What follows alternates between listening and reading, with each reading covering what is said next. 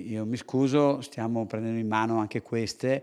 Ricordo a tutti che proprio per l'edificio 29 stiamo facendo un trasferimento di tutte le tecnologie e che finiremo ovviamente a fine settembre.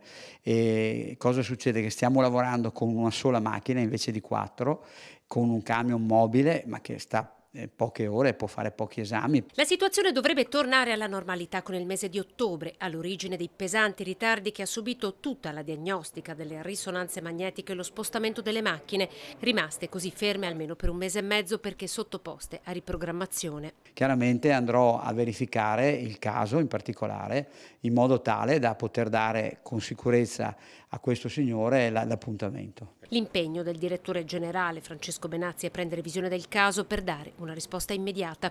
Sul tema delle liste d'attesa oggi, con un ragionamento più ampio, è intervenuto anche il segretario regionale del Partito Democratico Andrea Martella, che ha rilanciato la proposta di legge presentata a Camera e Senato, la cui discussione sarà ricalendarizzata la prossima settimana. Quello che noi diciamo anche a livello nazionale è che ci vuole un investimento superiore in spesa sanitaria in rapporto al PIL, portandolo fino al 7,5%, e questo deve servire per un piano straordinario di assunzione di medici e di infermieri che devono rimanere nel pubblico perché incentivati anche a farlo, e per un piano in grado di smaltire le liste d'attesa che, come ho detto, sono ancora lunghissime se non infinite.